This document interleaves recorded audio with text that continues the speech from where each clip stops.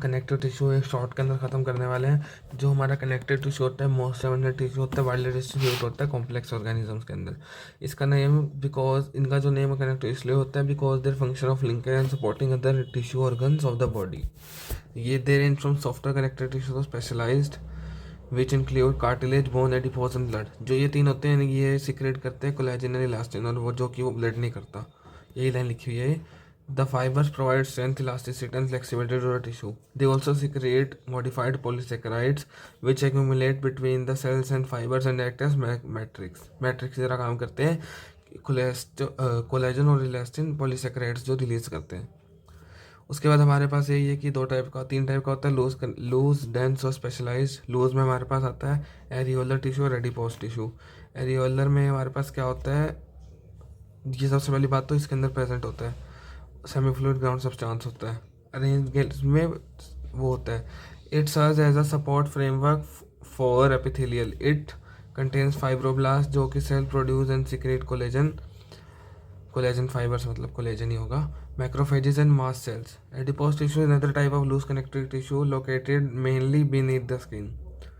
The cells of this tissue are specialized to store fat.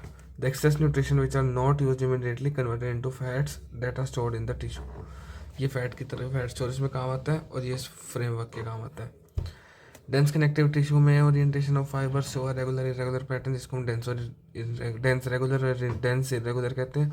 Dense regular में हमारे जो collagen होते हैं वो रोज में प्रेजेंट होते हैं फाइबर के पैरेलल बंडल्स के बीच में। टेंडेंस उसमें से एक होता है जो कि स्केलेटन को बोन से कनेक्ट करता है, और जो लिगामेंट होता है वो बोन को बोन से कनेक्ट करता है। तो डेंस इरेगुलर होता है, उसके पास फाइब्रोब्लास्ट होते हैं and many fibres mostly collagen that are oriented differently. This tissue जो टिश्यू होता है प्रेजेंट स्किन के अंदर प्रेजेंट होता है। Bone and blood are various type of specialised connective tissue. अब हमें कार्टिलेज, बोन और ब्लड पढ़ना है। कार्टिलेज सॉलिड एंड प्लाएबल होती है जो कि कंप्रेशन को रेजिस्ट करती है।